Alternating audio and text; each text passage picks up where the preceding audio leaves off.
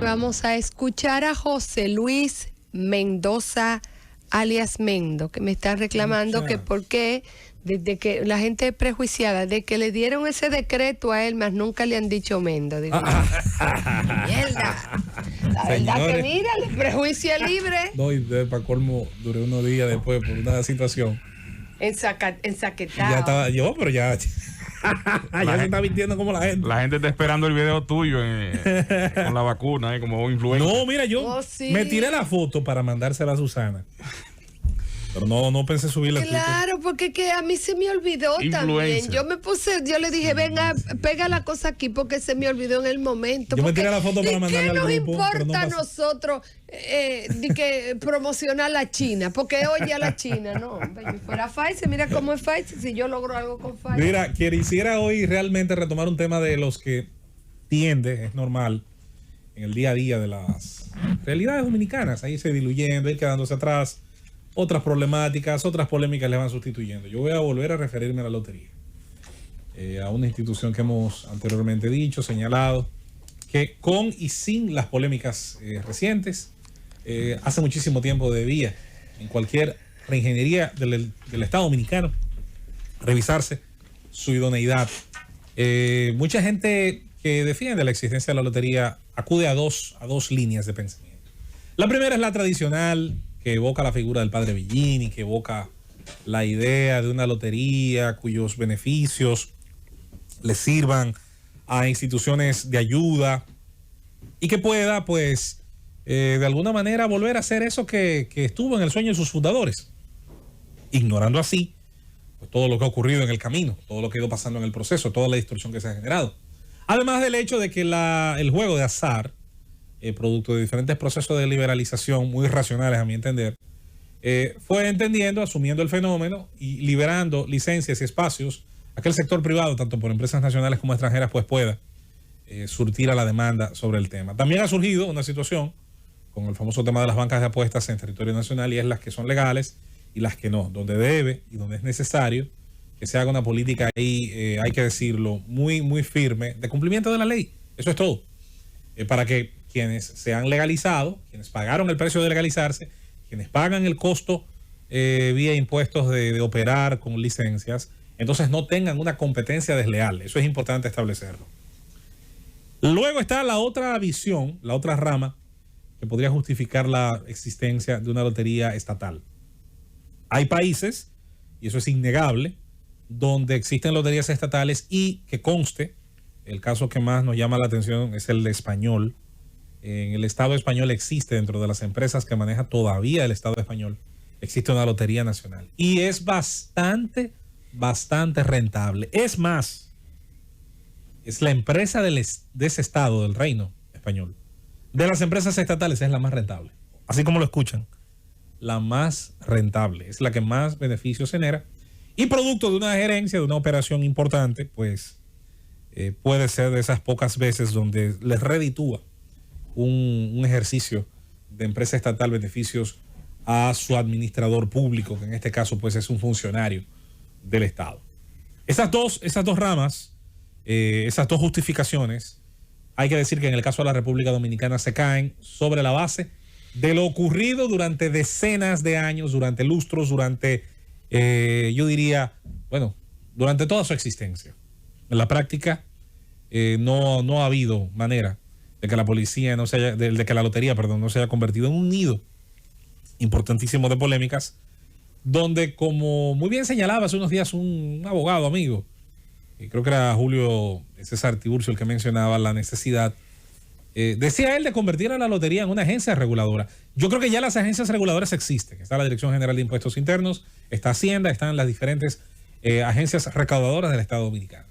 Simplemente se trata de agregar, porque ya lo tienen en gran parte, al trabajo de esas agencias, además de recaudar gran parte de lo obtenido por estos negocios, está el tema, insisto, de luchar porque el Estado de Derecho sea lo suficientemente sólido como para alcanzar dentro del territorio dominicano a evitar que surjan actores que tengan la ventaja de no ser como los demás actores legalizados, actores visualizados por el tema impositivo.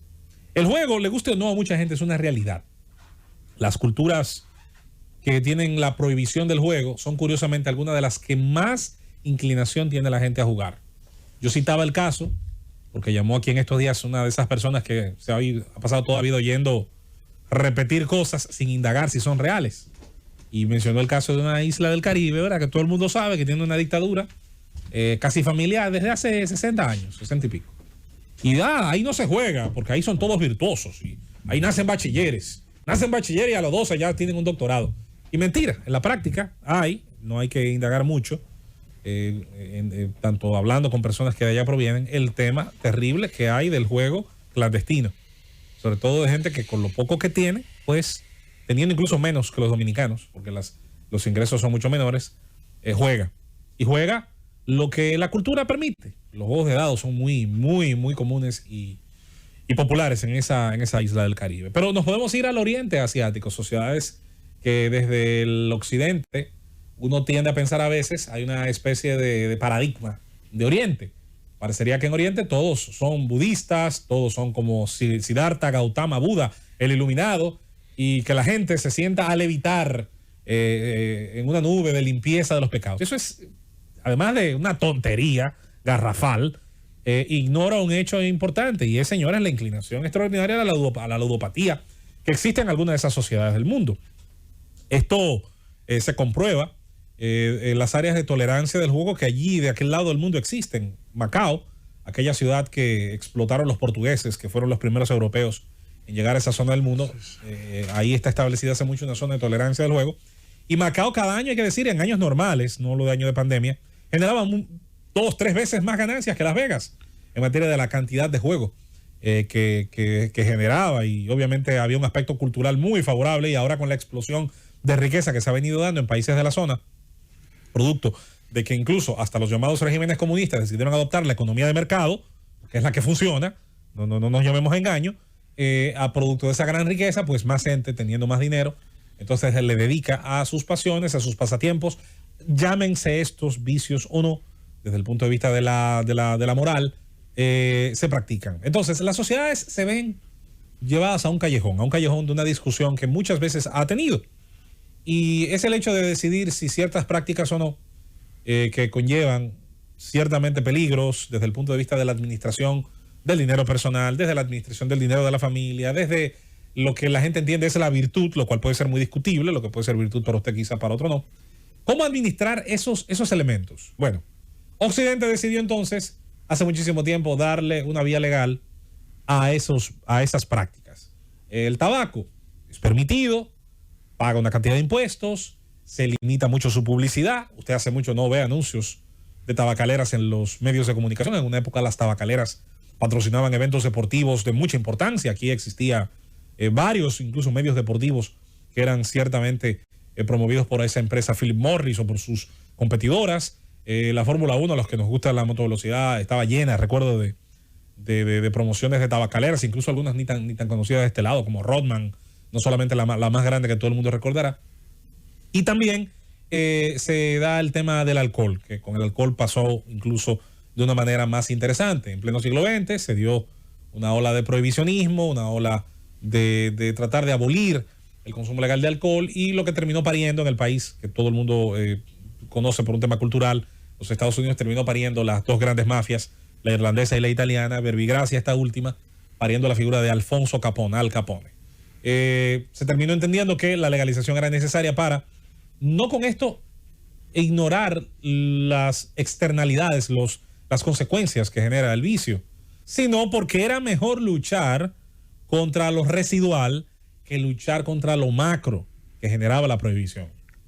De manera que el consumo de alcohol, el consumo de tabaco, los juegos de azar, entre muchas otras prácticas, sí generan elementos residuales que se notan de diferentes maneras. Cáncer, cirrosis hepática, es un componente dentro de la violencia, es un componente dentro de otros rangos, y sin embargo ha salido, desde el punto de vista de las matemáticas, dentro del punto de vista de las sociedades y el avance de la humanidad, ha sido mejor tratar de entender, de asumirlo como parte de la responsabilidad individual, grabar estas prácticas, eso incluye los casinos, con altas tasas impositivas, y en teoría el Estado debe intentar, con lo que hace con esa enorme cantidad de dinero que recauda de esas prácticas, entonces tratar de promover estilos de vida sanos, tratar de promover una educación que le permita a la gente ser racional y tener un sentido común, entre muchas otras cosas.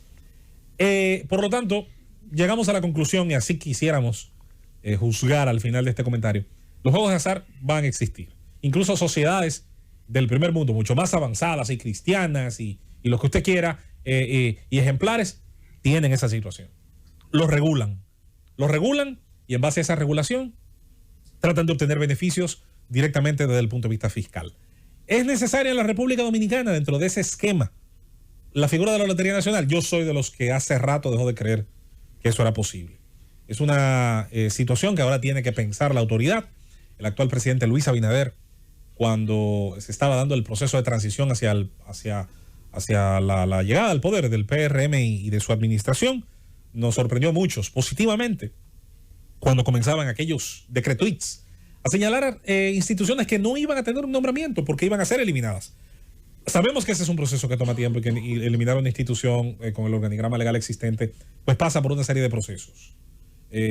Además de que estamos tras la pandemia también en una situación que no es favorable para los gobiernos al momento de eliminar nóminas, al momento de mandar gente a la calle y en un momento en que no se está generando empleo desde el sector privado. Hay que decir que yo sé, me consta, que no existen todas las condiciones del mundo que yo quisiera para reducir, condensar el tamaño del Estado. Pero es una discusión que podemos tener a futuro, que podemos, vamos a decir, quizás prolongarla lo necesario, pero que tendrá tarde o temprano que llegar a un momento de decisión. No esperemos, señores, que las polémicas se sucedan unas a otras y que cada año un mazurca, un ciego gate como el de ahora, salgan y nos recuerden la inutilidad comprobada de ciertas instituciones que hace rato dejaron de ser necesarias y que el Estado tiene otros mecanismos para sacarle provecho a ciertas prácticas y costumbres de los seres humanos. Nos vamos.